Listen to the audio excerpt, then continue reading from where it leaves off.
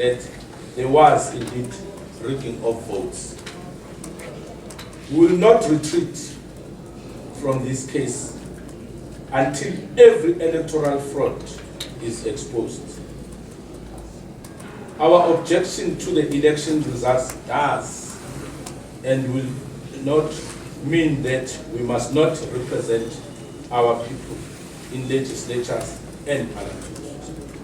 We are in the process of assembling the best and skilled public representatives in South Africa and send them to parliament and legislatures to represent our people. By all measure and standards, the people we are deploying to parliament will be the most skilled, most accomplished, and most experienced collective with resounding and verifiable track record in government and other sectors of society. The MKP will choose and deploy the best of the best into parliament, legislatures and councils. And except in exceptional few cases, those deployed in parliament will not be leaders of the MKP party. We are separating functions of those who lead the party and those who go to parliament and legislatures. We are separating functions of those who lead the party and those who go to parliament and legislatures. The MKP will provide political and ideological direction to those who are deployed to parliament and government, and not the other way around, where those deployed in government give direction to the party. So the party is the one that will take in terms of ensuring that the deployees to parliament represent the party and are for the party. We have now come to the era of fully establishing ourselves as an organization which will be responsible for all work in all communities and in the different legislatures where we have representatives. When we announced our existence as political party on the 16th of December 2023, we did not have an opportunity to fully establish ourselves as an organization that is represented in all the corners of South Africa.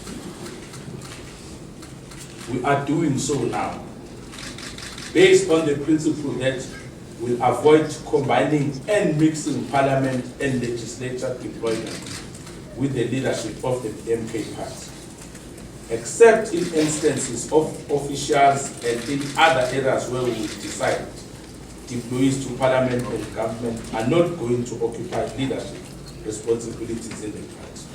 The time has now arrived that we should establish ourselves as a full organization with structures and members in all the voting districts, the wards, sub-regions, regions, and provinces.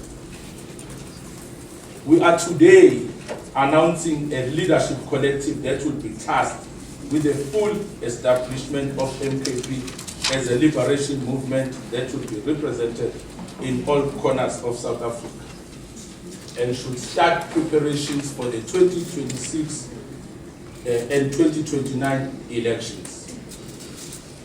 The MKP is the only liberation movement in South Africa because those historically tasked with the liberation of our people have abandoned the cause. We are fighting on and will never surrender and will not retreat. We are fighting on and will never surrender and will not retreat. I repeat.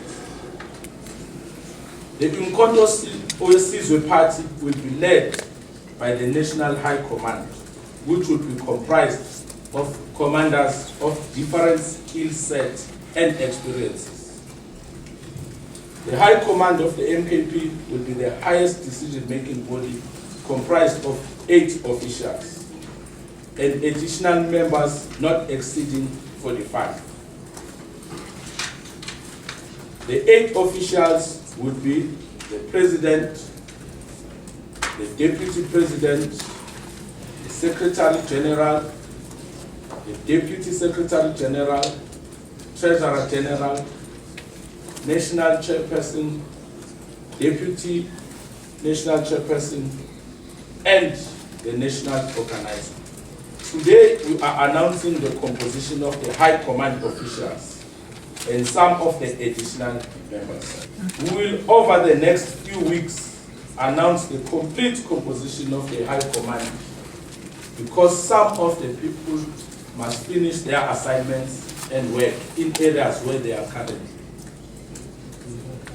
The complete composition of the high command will be gender balanced and will have all demographics of South Africa sufficiently covered.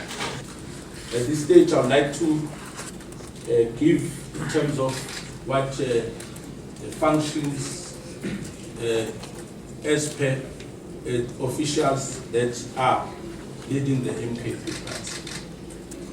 The president of the MKP is the commander of the organization and will give political and ideological leadership and guidance to the whole organization. The president is also for the commissariat and international relations. The deputy president will be head of parliamentary caucus, legal affairs, and responsible for the national disciplinary matters. The treasurer general is responsible for fundraising, budgeting, audit and accounting compliance, merchandising, and all aspects of the organization.